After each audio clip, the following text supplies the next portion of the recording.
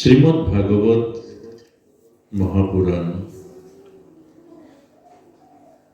শুনাৰ এটা পৰম্পৰা আছে।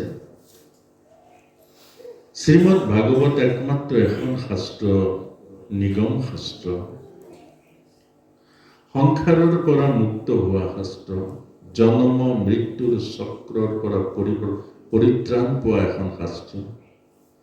আৰু ইয়াক মাত্ৰ শ্ৰৱণ কৰিবৰ কাৰণে বিশুদ্ধ মন লাগে। এই কাণেৰে কেতিয়াও শ্ৰৱণ কৰা নাযায়। যদি 10টা জন্ম মানুহে কাণেৰে শ্ৰৱণ কৰে ভাগৱতৰ দিব্য কথা, জীৱন পৰিৱৰ্তন নহয়।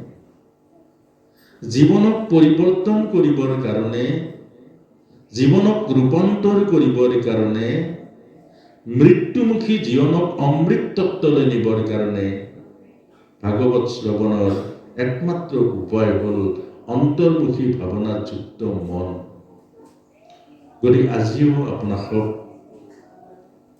সকলো মহান পুণ্যাত্মাসকললৈকে যি পুণ্যৰ বলত আপোনালোকে আজি শ্ৰীমদ্ ভাগৱত ৰূপী মহাশাস্ত্ৰৰ শ্ৰৱণৰ সৌভাগ্য লাভ কৰিছে। গতিকে এটাই মাত্ৰ এই ব্যাসপীঠৰ পৰা অনুৰোধ থাকিলে আপোনালোকে কাণেৰে নুশুনিব।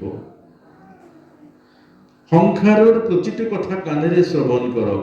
কেলে? সংসাৰৰ কোনো কথা স্থায়িত্ব নাই। সংসাৰৰ কোনো কথাৰে স্থায়িত্ব নাই। আজিৰ কথা কাইলৈ নাথাকে, এতিয়াৰ কথা পাছলৈকে নাথাকে। কেলে? এয়া সংসাৰ ধৰ্ম। কিন্তু ঈশ্বৰৰ কথা, জীৱনৰ কথা, শ্ৰীমদ্ ভাগৱত মহাপুৰাণৰ কথা, ইয়াৰ পৰিৱৰ্তন নাই, ই অপৰিৱৰ্তনীয়। আৰু সেইকাৰণে ইয়াক শুনাৰ একমাত্ৰ উপায় হ'ল মনেৰে, অন্তৰ্মুখী মনেৰে।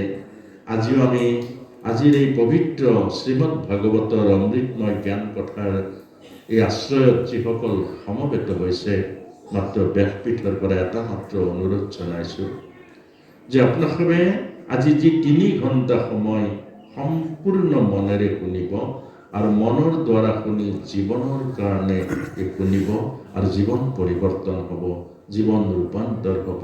কেলে? ভাগৱতৰ কথা হ'ল অমৰ কথা, ভাগৱতৰ কথা হ'ল অমৃত কথা, ভাগৱতৰ কথাই হ'ল জীৱনৰ ৰূপান্তৰ কথা। আৰু দ্বিতীয়তে আপোনালোকৰ মোবাইলসমূহ নীৰৱ কৰি ৰাখিব। কোনো মোবাইলে যাতে আমনি নকৰে, কিন্তু মোবাইল সক্ৰিয় কৰি ৰাখক। কথাখিনি ৰেকৰ্ডিং কৰক। যিখিনি কথা আপোনাৰ মনত নাথাকিলেও অন্তত মোবাইলত থাকিব। কলি যুগত ইয়াতকৈ ডাঙৰ সৌভাগ্য আৰু উপায় আমাক প্ৰভু ভগৱন্তই দিছে, আৰু সেই উপায় আমি মাত্ৰ অৱলম্বন কৰিব লাগে। শ্ৰীমদ্ ভাগৱত এখন মাত্ৰ শাস্ত্ৰ। এই ভাৰতবৰ্ষৰ ইতিহাসত যিমানবোৰ শাস্ত্ৰ আছে, যিমানবোৰ দৰ্শন আছে, যিমানবোৰ গ্ৰন্থ আছে, একমাত্ৰ এখনেই ভাগৱত গ্ৰন্থ, যি চৰণৰ পৰা আৰম্ভ হৈছে। বিভিন্ন শাস্ত্ৰসমূহ মন্ত্ৰৰ পৰা আৰম্ভ হৈছে, দৰ্শনৰ পৰা আৰম্ভ হৈছে, শ্লোকৰ পৰা আৰম্ভ হৈছে, বিভিন্ন ধৰণৰ জ্ঞানৰ পৰা আৰম্ভ হৈছে। কিন্তু একমাত্ৰ শ্ৰীমদ্ ভাগৱত মহাপুৰাণ চৰণৰ পৰা আৰম্ভ হৈছে। আৰু চৰণৰ পৰা আৰম্ভ হোৱাৰ মূল কাৰণটোৱে হ'ল ভাগৱত ভক্তি তত্ত্বৰ পৰিপূৰ্ণতা ৰূপে বিৰাজ কৰিছে ভাগৱতত। বিভিন্ন শাস্ত্ৰত ভগৱানৰ নাম আছে, ভগৱানৰ গুণ আছে, ভগৱানৰ লীলা আছে, ভগৱানৰ পৰিবাৰ আছে, কিন্তু পূৰ্ণ ভগৱানৰ অস্তিত্ব নাই। ভগৱানৰ পূৰ্ণ অস্তিত্ব আছে শ্ৰীমদ্ ভাগৱতত। আৰু সেইকাৰণে ভাগৱত পুৰাণৰ পূজ্য, অৰ্থাৎ সেইকাৰণে ভাগৱত পৰিপূৰ্ণ। আৰু সেইকাৰণে ভগৱান কৃষ্ণই দ্বাপৰ যুগত উদ্ধৱক এই কথাটো কৈছিলে যে ভাগৱত মোৰ পৰিপূৰ্ণ ৰূপ, ভাগৱত মোৰ গুণ, ভাগৱত মোৰ পৰিকৰ, ভাগৱতত মোৰ পূৰ্ণ লীলা, আৰু ভাগৱতেই মই বুলি জানিবা উদ্ধৱ। আৰু সেইকাৰণে ভাগৱত আৰম্ভ হৈছে প্ৰথমৰ পৰা, চৰণৰ পৰা। প্ৰথম দ্বিতীয় স্কন্ধে চৰণতীত। এতিয়া চৰণৰ অৰ্থ হ'ল ভক্তিৰ প্ৰথম প্ৰাথমিক অৱস্থাটোৱে হ'ল চৰণ। ভক্তি পাবলৈ হলে প্ৰথম আৰম্ভণি হ'ব লাগিব চৰণ। যেনেকৈ শিক্ষাৰ ভেটি হ'ল LP স্কুল, প্ৰাইমাৰী। শিক্ষাৰ PhD কৰালৈকে ভেটি কিন্তু প্ৰাইমাৰী। যদি প্ৰাইমাৰীৰ পৰা শিক্ষা আৰম্ভ নকৰে তেতিয়া এজন মানুহে PhD কৰিব নোৱাৰে, এজন মানুহে শিক্ষিতৰ এখন চাৰ্টিফিকেট নাপায়, আৰু শিক্ষা জীৱনৰ উপভোগ কৰিব নোৱাৰে, এটা চাকৰি নাপায়, জীৱিকা নাপায়। এটা জীৱিকা, এটা চাকৰি আৰু শিক্ষাৰ পৰিপূৰ্ণতা পাবলৈ হলে আমাৰ শিক্ষাৰ পদ্ধতিটোৰ LP স্কুলৰ পৰা, প্ৰাইমাৰীৰ পৰা সাধন আৰম্ভ কৰিব লাগিব, নাম লিখিব লাগিব। আৰু সেইকাৰণে আমাক শ্ৰীমদ ভাগৱতে শিকাইছে ভগৱানক পাবলৈ হলে, ভক্তিৰ পৰিপূৰ্ণতা পাবলৈ হলে, ভক্তি হৃদয়ৰ মাজত সঞ্চিত কৰিবলৈ হলে আমাক চৰণৰ পৰা ভক্তি আৰম্ভ কৰিব লাগিব। চৰণৰ পৰা। কেলে চৰণ কেলে বাৰু? চৰণত তৰণ আছে, তৰণৰ কাৰণে চৰণ, তৰণৰ কাৰণে চৰণ, আৰু এই চৰণত আৰু কি আছে? শৰণ আছে। শৰণৰ অৰ্থ হ'ল অহংকাৰ অভিমান শূন্য জীৱনৰ অৱস্থাটোৱে হ'ল শৰণ। শৰণৰ অৰ্থটো হ'ল অহংকাৰ অভিমান যেতিয়া লয় হ'ব তেতিয়াই জীৱৰ শৰণ হয়। যেতিয়ালৈকে অহংকাৰ থাকিব, যেতিয়ালৈকে অভিমান থাকিব, কোটিজন গুৰুৰ ওচৰত গলেও জীৱৰ শৰণ নহয়। জীৱৰ শৰণ হ'ল অহংকাৰ অভিমান যিদিনা লয় হ'ব সিদিনাই ভগৱানত শৰণ হ'ব, সেইদিনাই ভগৱানৰ ওচৰত সমৰ্পিত জীৱ হ'ব। নহলে কায় বাক্য মন এই তিনিটা কেতিয়াও শৰণ ভগৱানৰ ওচৰত শৰণাগত নহয়। সেই শৰণ পাবলৈ হলে, সেই ভগৱত ভক্তি পাবলৈ হলে, এতিয়া আমি প্ৰথম প্ৰাথমিক প্ৰি প্ৰাইমাৰীত নাম লিখিব লাগিব পিতৃ আৰু মাতৃৰ মাজেৰে। অৰ্থাৎ আমাৰ গৃহস্থী আশ্ৰমে হ'ল প্ৰি প্ৰাইমাৰী। গৃহস্থী আশ্ৰমতে প্ৰথম আমাৰ চৰণ সেৱাৰ আৰম্ভণি হয়। প্ৰথম চৰণ সেৱাৰ আৰম্ভণি হ'ল পিতৃ মাতৃ। পিতৃদেৱ ভৱ, মাতৃদেৱ ভৱ। যদি পিতৃ মাতৃৰ মাজেৰে আমি আৰম্ভ নকৰো তেতিয়া আমি অৰ্থাৎ LP স্কুলক বাদ দিলে, হাই স্কুলক বাদ দিলে কলেজ নাপাব, কলেজ নাপালে ইউনিভাৰ্চিটি নাপাব, ইউনিভাৰ্চিটি নাপালে শিক্ষাৰ পৰিপূৰ্ণতা কেতিয়াও জীৱনত নহব। সেইকাৰণে আমাক শ্ৰীমদ ভাগৱতে, আমি গৃহস্থী, আমি যিহেতু গৃহস্থী, আমি প্ৰত্যেকেই গৃহস্থী, গৃহস্থীৰ মাজেৰেহে ভাগৱত ধৰ্ম। ভাগৱত হ'ল প্ৰেক্টিকেল, গীতা হ'ল থিয়ৰী। গীতাত প্ৰভু ভগৱন্তই জ্ঞান দিছে, ভাগৱতে আমাক আচৰণ দিছে। এতিয়া আমি আচৰণখিনি কৰিবলৈ হলে প্ৰথমৰ পৰা আৰম্ভণি হ'ব লাগিব চৰণ। আৰু প্ৰথম চৰণ হ'ল পিতৃ মাতৃৰ চৰণ। পিতৃ মাতৃ দেখা ভগৱান, পিতৃ মাতৃ দেখা ভগৱান। আৰু পিতৃ মাতৃ অৰ্থাৎ প্ৰি প্ৰাইমাৰী যেনেকৈ শিক্ষাৰ প্ৰথম ভেটি, এইটো অত্যন্ত দৰকাৰী কথা। প্ৰি প্ৰাইমাৰী যেনেকৈ LP স্কুল যেনেকৈ শিক্ষাৰ ভেটি, আৰু সেই ভেটিত থিয় হৈ এজন মানুহ পূৰ্ণ শিক্ষিত হয়, PhD কৰে, CS হয়, কোনোবাই ডাঙৰ চাকৰি কৰক, এই ভেটি কিন্তু প্ৰি প্ৰাইমাৰী। ঠিক আপোনাক মোকো আজি শ্ৰীমদ ভাগৱতে কৈছে যে প্ৰথম জীৱনৰ আধ্যাত্মিক সেৱাৰ ভেটি হ'ল পিতৃ মাতৃৰ চৰণ। আৰু সেই তাতেই প্ৰথম জীৱনৰ আৰম্ভণি হয় পিতৃদেৱ ভৱ মাতৃদেৱ ভৱ। পিতৃৰ চৰণ সেৱা কৰা, মাতৃৰ চৰণ সেৱা কৰা। বিহু আহিলে পিতৃৰ মাতৃৰ চৰণত ধৰা, কৰবালৈ যাব লগা হ'ল মা দেউতাক সেৱা কৰি যোৱা, কৰবাৰ পৰা বিহুৱে তিথিয়ে বিভিন্ন ধৰণৰ উৎসৱ হ'ল মা দেউতাৰ চৰণত সেৱা কৰা। তাৰ পাছতে মা দেউতাৰ পাছতে আহিলে ভকত সেৱা। গৃহস্থী আশ্ৰমলৈ এজন ভকত যায়, গৃহস্থী আশ্ৰমলৈ জ্যেষ্ঠজন যায়, আৰু সেই জ্যেষ্ঠজন আৰু ভকতজনক সেৱা কৰা। অৰ্থাৎ কোনে কৰাব? শিক্ষা গুৰুৱে কৰাব। যেনেকৈ মাৰ্বলৰ মাজেৰে, যেনেকৈ ছবিবোৰৰ মাজেৰে শিক্ষা গুৰুৱে LP স্কুলৰ ল'ৰা ছোৱালী শিকায়, ঠিক তেনেকৈ মাক দেউতাকৰ হাতত ধৰি ধৰি শিকায়। বলা বলা বলা, গাঁৱৰ এজন দদাই লৈ আছে, এজন ভকত, এজন বয়সস্থ আহিছে, সেৱা কৰা। বলা বলা বলা, আজি আমাৰ গাঁৱলৈ গোসাঁই এজন আহিছে, আমাৰ গাঁৱত আহিছে গোসাঁই এজন আহিছে, নামঘৰ, আমাৰ গাঁৱৰ নামঘৰ, আমাৰ গাঁৱৰ নামঘৰলৈ কোনোবা এজন সন্ত মহন্ত আহিছে, বলা বলা বলা।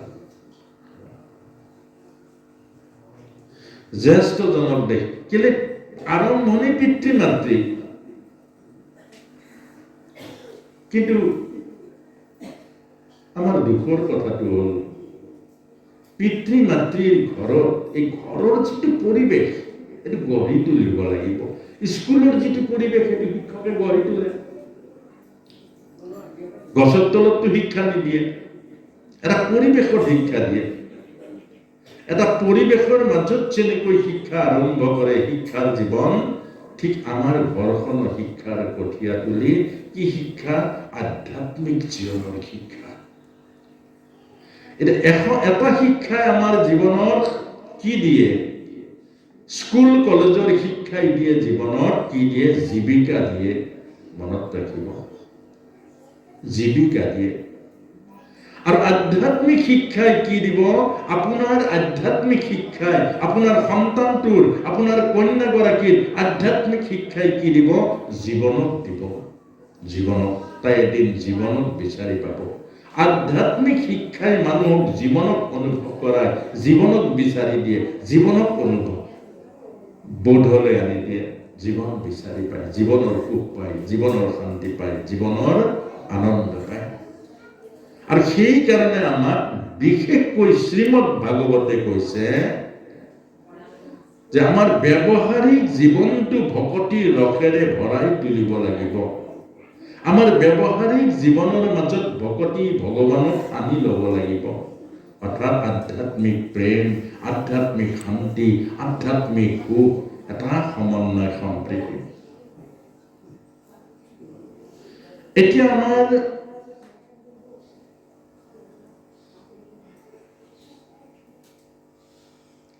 আকৌ ওম কৰক, কথা পাতিলে আকৌ এবাৰ কৰক।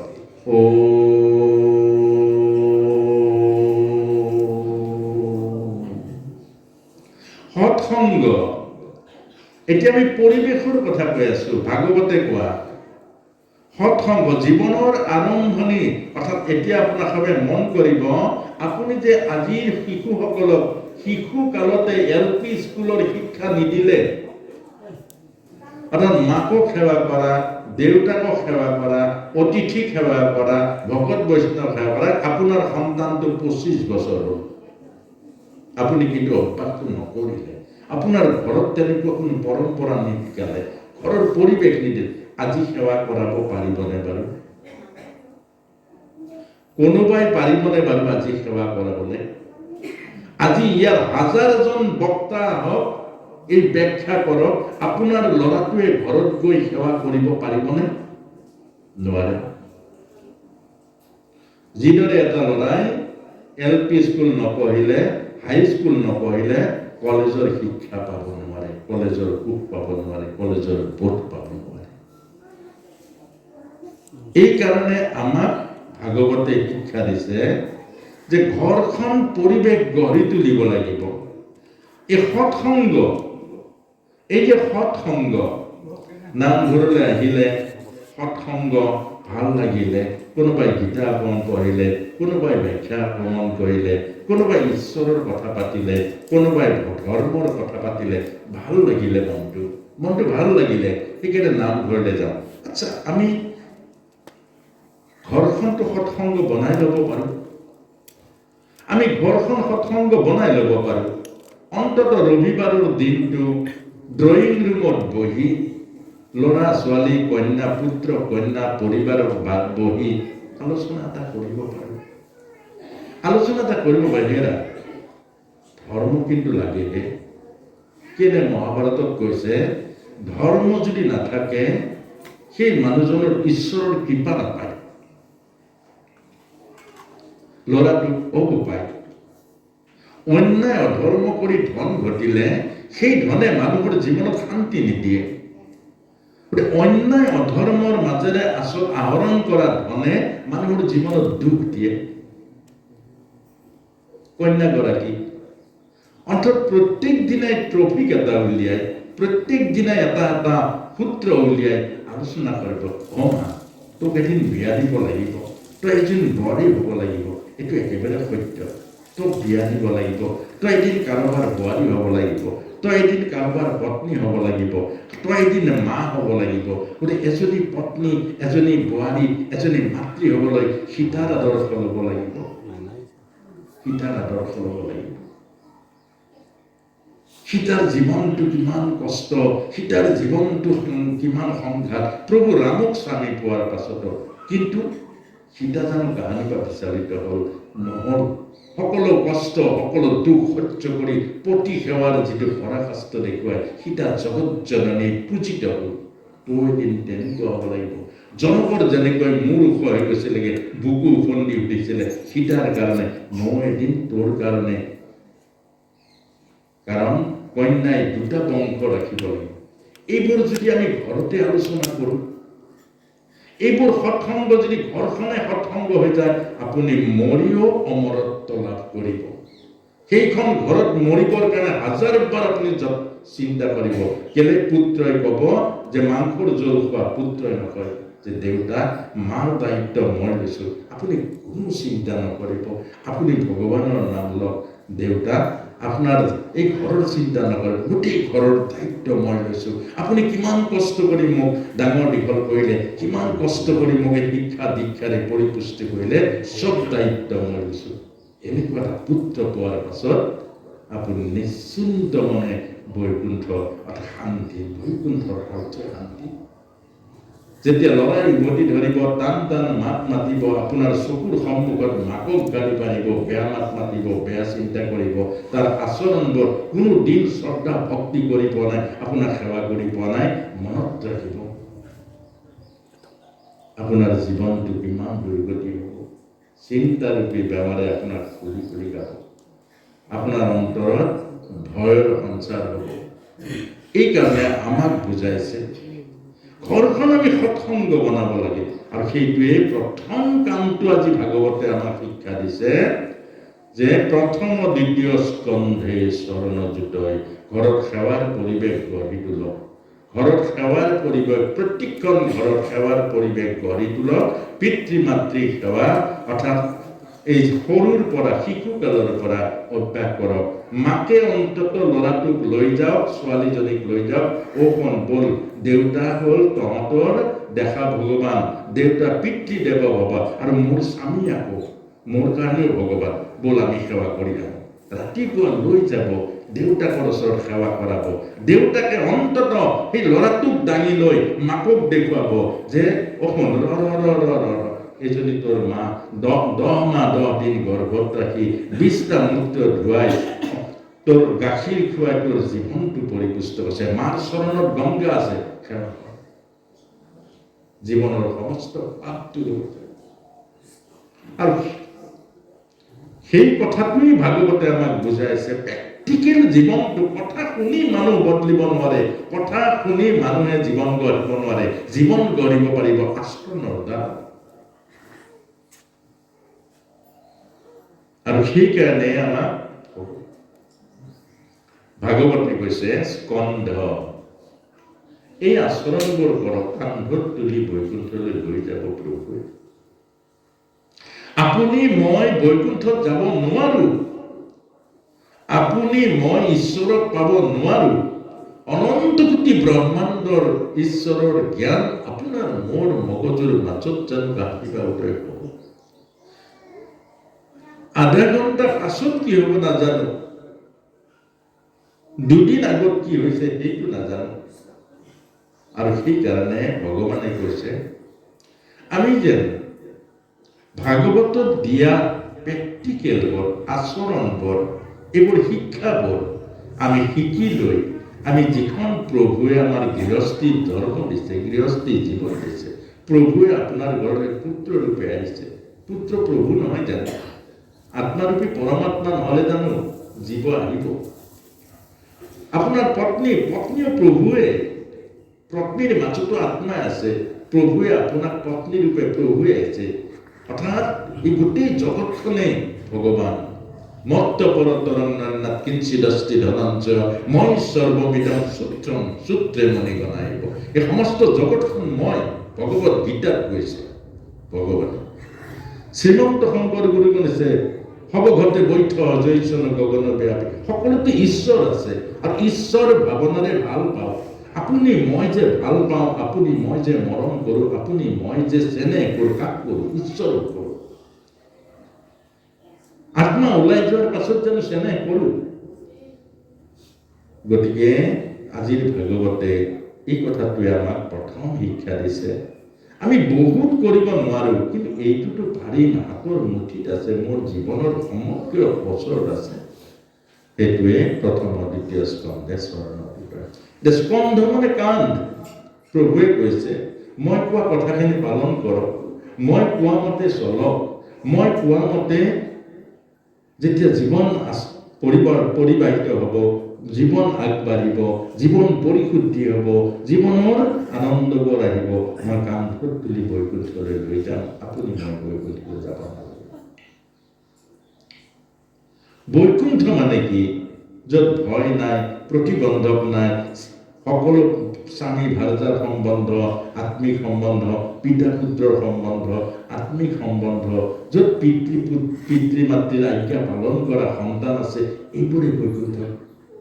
এইবোৰে বৈকুণ্ঠ। আৰু সেইকাৰণে এতিয়া স্কন্ধ মানে হ'ল কান্ধ, কান্ধ মানে হ'ল ভগৱানৰ কান্ধ, ভাগৱতৰ কান্ধ মানে ভগৱানৰ কান্ধ। ভগৱানে আমাক কৈছে যে কান্ধত তুলি মই বৈকুণ্ঠলৈ লৈ যাম, আপুনি মোক মাত্ৰ খালি কৈছে যে গীতা মোৰ বাণী, ভাগৱত মোৰ আচৰণ। গীতাৰ পৰা জ্ঞান লোৱা আৰু ভাগৱতৰ পৰা আচৰণ শিকা। আচৰণৰ মাজেৰে জীৱন সুন্দৰ হৈ পৰিব। তাৰ পাছতে শ্ৰীমদ ভাগৱতত 3টা শ্লোক আছে। জন্মাদ্যস্য য়তঃ অন্যতিতৰত স্বাৰ্থস্য ভিক্ষস্বৰা তেন ব্ৰহ্ম হৃদয আদি কবৈ মুহ্যন্তি য়ৎ সুৰয় তেজো বাৰি মৃদং যথা বিনিময় যত্ৰ তিসৰ্গম ঋষা ধান্যস্তেন সদা নিৰস্ত কুহকম সত্যম পৰম ধীমহি। অৰ্থাৎ শ্লোকটো আৰম্ভ হৈছে জন্মাদ্যস্য য়তঃ। এই সংসাৰখন, গোটেই সংসাৰখন হ'ল মায়াৰ, মিছা। যাক সঁচা সঁচা বুলি ভাবিছে এইবিলাক চব মিছা। এতিয়া মিছা অৰ্থাৎ মায়াৰ সংসাৰখন ক'ৰ পৰা আহিলে? এতিয়া সুধিছে, তেতিয়া কৈছে, উত্তৰটো দিছে ভগৱানৰ পৰা, ব্ৰহ্মৰ পৰা। কেনেকৈ আহিলে? মায়াৰ দ্বাৰা আহিলে। এই যে যাদু খেল বেলেগ তেনেকুৱাই যাদু কৰে। চুঙা এটাৰ পৰা বহুত বস্তু উলিয়াই নিদিয়ে জানো? এটা চুঙা ল'ব, হাত ভৰাই ঘুলকি দিব, একো নাই তাত। আৰু তাৰ পৰাই কিবা কিবি ফুল উলিয়াব, পুতলা উলিয়াব, ভাটৌ এটা উলিয়াব, পইচা উলিয়াব। এইবোৰ সঁচা জানো? এইবোৰ সঁচা জানো? যাদু খেল চাই থকা সকলৰ কাৰণে সঁচা, মানে যাদুৰ মাজত থকা সকলৰ কাৰণে সঁচা। যাদু মানে মায়াৰ ভিতৰত থকা সকলৰ কাৰণে সঁচা, আৰু মায়াৰ যিজন বাহিৰত ওলাই আছে তেওঁৰ কাৰণে মিছা। এই গোটেই জগতখনো মায়া। এতিয়া আপুনি যাক পুত্ৰ পুত্ৰ বুলি ভাবিছে সঁচা আপোনাৰ পুত্ৰ হয় জানো প্ৰভু? আপোনাৰ পুত্ৰ সঁচা হয় জানো? আমি যে এইবিলাক মোৰ কৰিছো সঁচা হয় জানো? আগত মাটি নাছিলে, আজি মাটি আপোনাৰ নামত হ'ল, এদিন আপুনি ইয়াৰ পৰা গুচি যাব, সেইদিনা মাটি কাৰ হ'ব বাৰু?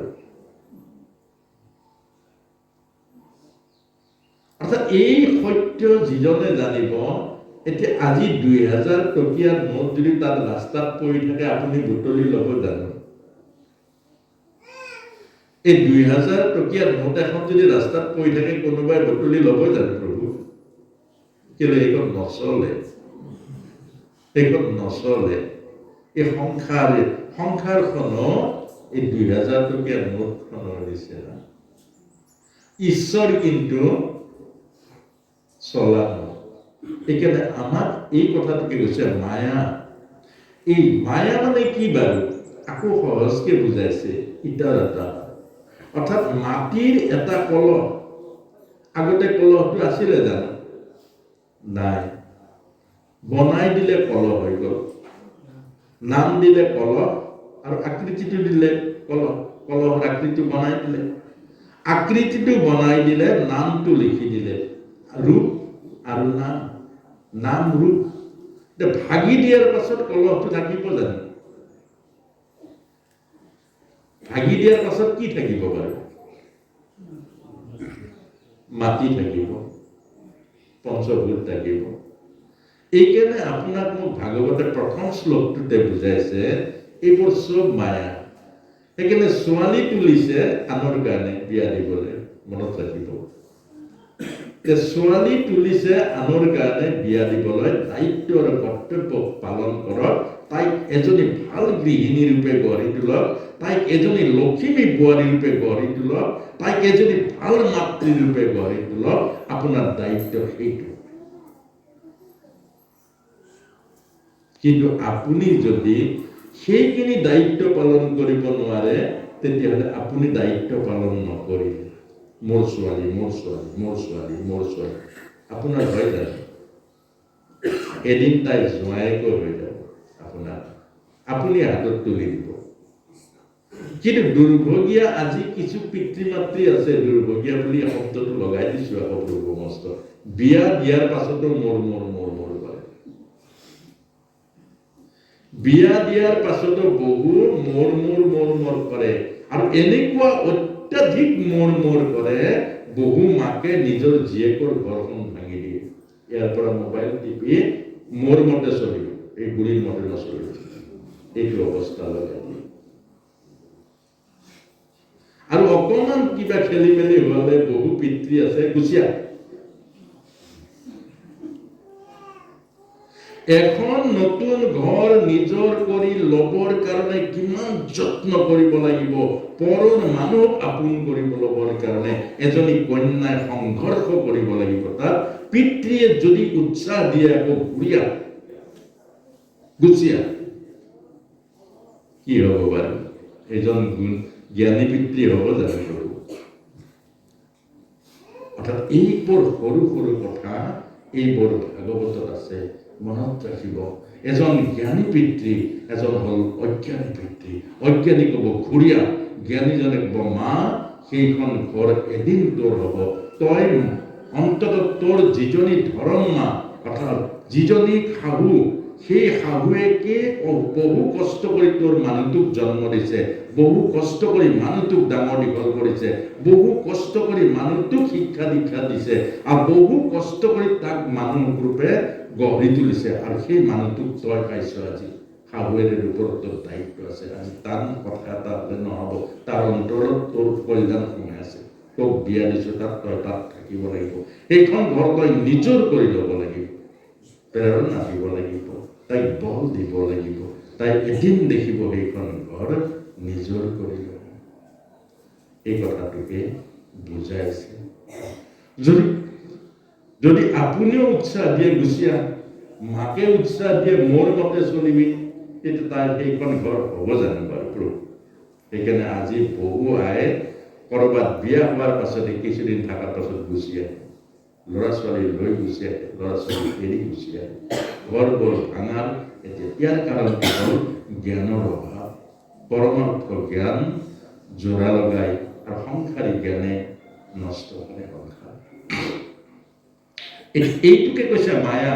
আপুনি ল'ৰাটোক অত্যন্ত ভাল পায়, মোৰ ল'ৰা কেলে কৰে আপুনি আপোনাৰ ল'ৰা আপোনাৰ? এদিন দেখোন আপুনিয়ে বোৱাৰী এজনীক আনি চমজাই দিলে, অ বোৱাৰী, এইটোৱে তোৰ আজিৰ পৰা তহঁত দুটা মিলি চলিবি। আপুনি নকয় জানো? আমিনো কি আৰু 2 দিন থাকিম, বোৱাৰীজনী ল'ৰাটো আপোনাৰ, কোনো বস্তু আপোনাৰ মন নাই। এই সংসাৰ ৰোটেশন হৈ থাকে। আজি আপুনি অফিচাৰ আছে, সেইখন চকীত আকৌ কোনোবা এজন বহিব এদিন আহি, আৰু আপুনিও পেঞ্চনৰ কাগজখন লৈ যায়, সেইজনৰ ওচৰত ক'লে যে মোৰ কামটো কৰি দিয়ক। এইখন সংসাৰ, এইখন হ'ল মায়াৰ। আৰু এই মায়াৰ তত্ত্ববোৰ আমি বুজিব লাগিব। সেইকাৰণে আমাক শেষত কৈছে শ্লোকটোৱে, সত্যম পৰম ধীমহি। শ্লোকটো তাতে সামৰিছে, সত্যম পৰম, অৰ্থাৎ এই মায়াৰ সংসাৰত ভুল গৈ শত্ৰু মিত্ৰ আপোন পৰ এইবিলাকত লাগি নাথাকিব। অন্তিমত আপুনি ভগৱানৰ নাম ল'ব লাগিব। অন্তিমত ভগৱানক পালেহে জীৱন সাৰ্থক হ'ব। অন্তিমত যদি ভগৱানক নাপায়, অন্তিমত যদি ৰাম নাম মুখত নাহে, অন্তিমত যদি প্ৰভুক আপুনি স্মৰণ কৰিব নোৱাৰে, বাকী চববোৰ মিছা। এই মানৱ জন্ম মিছা, জ্ঞান মিছা, বুদ্ধি মিছা, বিবেক মিছা, হৃদয় মিছা, চব মিছা হৈ যাব। সেইকাৰণে আমাক শ্লোকটো সামৰিছে, সত্যম পৰম ধীমহি। মায়াত নফচিব। কোনোবাই মান সন্মান কৰিলে এইটোও মায়া, কোনোবাই অপমান কৰিলে এইটোও মায়া। এই মান সন্মান আৰু অপমান দুইটাৰ কোনো অৰ্থ নাই। ভোগ যিমান ভোগ কৰে সিমানে দুখ বাঢ়িব, ৰোগ বাঢ়িব, জিভাখন বাঢ়িব, এদিন খাব নোৱাৰা হ'ব, সিদিনা আপোনাৰ কষ্ট হ'ব। গতিকে আপোনাক মোক কৈছে কি, সত্যম পৰম ধীমহি। অন্তিমত প্ৰভুৰ নাম লোৱাটো কিমান টান। এতিয়াৰ পৰা অখৰা কৰক, ৰাম ৰাম ৰাম ৰাম ৰাম ৰাম ৰাম, কৃষ্ণ কৃষ্ণ কৃষ্ণ, যি ভাল পায় প্ৰভুৰ নাম। প্ৰভুৰ নামৰ লগত যোগ কৰক, প্ৰভুৰ নামৰ লগত লগ লওক, প্ৰভুৰ নামৰ ৰস লওক। কৃষ্ণ কৃষ্ণ কৃষ্ণ কৃষ্ণ কৃষ্ণ কৃষ্ণ কৃষ্ণ। খালী সময়কণ সেই সদ্ব্যৱহাৰ কৰক। যেতিয়াই খালী সময় পাব, কৃষ্ণ কৃষ্ণ কৃষ্ণ কৃষ্ণ কৃষ্ণ কৃষ্ণ। কোনোবাৰ লগত কথা পাতি আছে, আপোনাৰ ভাল কথা পতা নাই, কোৰ অদৰকাৰী কথা পাতি আছে, আপুনি মনৰ পৰা বাদ দিয়ক, মন লগাই দিয়ক, কৃষ্ণ কৃষ্ণ কৃষ্ণ কৃষ্ণ কৃষ্ণ কৃষ্ণ কৃষ্ণ। সেইদৰে নহ'লে আপুনি আহিব নোৱাৰিব, এই বেয়া কথাটো শুনিলে আপোনাৰ মনটো নষ্ট হ'ব। তেতিয়া আপুনি কি কৰিব? মনটো কৃষ্ণত লগাই দিয়ক। সত্যম পৰম ধীমহি। সত্যক ধ্যান কৰক, সত্যক নেৰিব, ঈশ্বৰক নেৰিব, ঈশ্বৰক নাপাহৰিব, আৰু ঈশ্বৰৰ লগত থাকিব। অন্তিমত ঈশ্বৰে গতি দিব। ল'ৰাই যে বহুতে আকৌ এইটো কথা ভাবে, ল'ৰাই পিন্ধা চিন্তা দিব, গায়ন বায়ন বজালে আৰু ফটোৰ তলতটো লিখে থয় স্বৰ্গীয়। ফটোত স্বৰ্গীয় নিলিখে জানো? প্ৰাণবায়ু যোৱাৰ পাছত, মৃত্যুৰ পাছত ফটোখনত স্বৰ্গীয় নিলিখে জানো প্ৰভু? লিখে নালিখে? স্বৰ্গীয় লিখিলে স্বৰ্গ পাই জানো? এই ফটোখনত যে স্বৰ্গীয় লিখে, স্বৰ্গ পাই জানো? পাই জানো? আমাৰ সংসাৰখন কিমান মায়া আপোনাক চাওক। যিটো নাপায়, যিটো সত্য নহয়, গোটেই জীৱনটো দুখ কষ্টত খাটিলে, গোটেই জীৱনটো ল'ৰা ছোৱালীৰ পৰা শাস্তি পালে, গোটেই ঘৰখনে আপোনাক যাতনা দিলে, গোটেই ঘৰখনক আপুনি বিশ্বাস কৰি জীৱনৰ সৰ্বস্ব ত্যাগ কৰি ধন টকা পইচা ঐশ্বৰ্য বিভূতি সিহঁতৰ সুখৰ কাৰণে আপুনি ঘটিলে, আৰু সেইসকলে 2 দিন বেমাৰত পৰিলে আপদ কৰি দিয়ে, আপোনাক 2 দিন বেমাৰত পৰিলে টান টান মাত মাতে, আৰু সেইসকলে আপোনাক স্বৰ্গ কেনেকৈ দিব পাৰে? এই কথাটোকে বুজাইছে। এই সংসাৰত যিমান বস্তু আছে চব মায়াপ্ৰভু। এজন ধৰক মানুহ ঢুকালে, শ্ৰাদ্ধ পাতিলে, তাত আপোনাক একাষাৰ ক'ব দিলে নিদিলে, আপুনি কিমান প্ৰশংসা কৰিব? মানুহজনকে কোৱা, সমাজৰ অমুক আছিলে, তমুক আছিল, বাটত গৈ আপুনিও কৈ বৰ বদমাছ আছিলে, এতিয়া উপায় নাই, ক'ব লগা আছিল। আমি বোৰ তেনেকুৱা, এই সংসাৰখনে তেনেকুৱা। আপোনাৰ আগত যিজনে প্ৰশংসা কৰে, সেইজনে পাছত নিন্দা কৰিব। আপোনাক অতি মৰম যিজনে কৰিব সেইজনে আপোনাক কন্দুৱাব, চকু পানী উলিয়াব। সেইকাৰণে আপোনাক মোক এটাই বুজাইছে, এই মায়াৰ সংসাৰ, দুদিনীয়া সংসাৰ, দায়িত্ব আৰু কৰ্তব্য পালন কৰক, কাৰো লগত সম্পৰ্ক নকৰিব, একমাত্ৰ হৃদয়ত প্ৰভু ভগৱন্তক স্থান দিয়ক। প্ৰভু ভগৱন্তই আপোনাক নেৰে আৰু প্ৰভু ভগৱন্তই মোকো নেৰে। গতিকে যিজনে নেৰে, সুখে দুখে যিজনে নেৰে, যিজনে জীৱনৰ সৰ্বস্ব দান কৰি আমাৰ দিছে, জ্ঞান দিছে, বুদ্ধি দিছে, হৃদয় দিছে, সকলো প্ৰভুৱে দিছে আমাক, আৰু সেই প্ৰভুক আমি পাহৰি যাওঁ। এইটোৱে আমাৰ অপৰাধ। দিনটোৰ 24 ঘণ্টা খোৱাৰ চিন্তা কিমান কৰে, ফুৰাৰ চিন্তা কিমান কৰে, সংসাৰৰ চিন্তা কিমান, প্ৰভুৰ চিন্তা কিমান কৰে? নিজকে সুধি চাওক, নিজকে সুধি চাওক, প্ৰভুৰ চিন্তা কিমান সময় কৰে? প্ৰভুৰ চিন্তা যিকণ সময় গুৰু ঘৰত সোমাও, সেইকণ সময়ৰ মনটো স্থিৰ নাই। ভকত সকামলৈ আহিলেতো আৰু সেইটোহে সমস্যা, নামটো ছুটি কৰক। এতিয়া আমি প্ৰভুৰ যিজনে ইমান বৰ দিছে, জীৱনে অন্তিমত লগ দিব, যিজনে অন্তিমত গতি দিব, সেইজনক আমি পাহৰো। এইটোৱে হ'ল মায়া। আজিৰ পৰা মনত পেলাই দিছে, আজিৰ পৰা নাপাহৰিব। আই মাতৃসকলে মনে মনে কৃষ্ণক ভাল পায়নে? চবে কৃষ্ণ নামটোৱে লওক। কোনোবাই কৃষ্ণ, কোনোবাই ৰাম, কোনোবাই হৰি, কোনোবাই নাৰায়ণ। আপোনালোকে অভ্যাস এটা কৰকচোন, এই ভাগৱতটো বাৰু আপোনালোকে ৰক্ষা কৰক, যে আজিৰ পৰা অন্ন বনাওঁতে কৃষ্ণ কৃষ্ণ কৃষ্ণ কৃষ্ণ কৃষ্ণ কৃষ্ণ কৃষ্ণ কৃষ্ণ কৃষ্ণ, মনটো মনেৰে কৃষ্ণ কৃষ্ণ ভাৱনাৰে অন্ন বনাওক। এমাহ অন্ন আপোনাৰ হাতে অন্ন খালে ঘৰখন পৰিৱৰ্তন হৈ যাব, ল'ৰা ছোৱালীৰ মন পৰিৱৰ্তন হৈ যাব, স্বামীৰ মন পৰিৱৰ্তন হৈ যাব। এমাহ যত্ন কৰক। চোতাল সাৰোতে কৃষ্ণ কৃষ্ণলৈ চোতাল সাৰক, আপোনাৰ ঘৰ দেৱৰ দুৰ্লভ হ'ব, দেৱতাই বাঞ্ছা কৰা ঘৰ হৈ যাব। ভকতিৰ ৰস বব, ভকতিৰ নিজৰা বব। আপোনাৰ অপয় অমংগল, ভূত প্ৰেত আপোনাৰ ঘৰত প্ৰৱেশ কৰিব নোৱাৰিব। সেইকণ সময়তো কাম নাই একো, কৃষ্ণ কৃষ্ণহে ক'ব লাগে। কৃষ্ণ কৃষ্ণ নাম লৈ, ভগৱানৰ নাম লৈ ঝাৰু মাৰক, ভগৱানৰ নাম লৈ অন্ন বনাওক, ভগৱানৰ নাম লৈ কাম কৰক। আপোনাৰ ঘৰখন সুন্দৰ হ'ব, পৰিৱৰ্তন হ'ব, সুখৰ হ'ব। এইটোৱে আমাক কৈছে সত্যম পৰম ধীমহি। সত্যক নেৰিব। কোন সময়ত প্ৰাণবায়ু গুচি যায় আপুনিও নাজানে, মই নাজানো, কোনো নাজানো। গতিকে সত্যক নেৰিব, অৰ্থাৎ প্ৰভুক হৃদয়ৰ মাজত ধাৰণ কৰক, প্ৰভুক হৃদয়ৰ মাজত নাম ৰাখক। দেখিব এইটো প্ৰথম শ্লোকে আপোনাক মোক কৈছে, মানৱ জীৱন সাৰ্থক হৈ যাব। এতিয়া এই যে আমাৰ সংসাৰখনত বৰ মিছা মিছা কথাবোৰ আছে।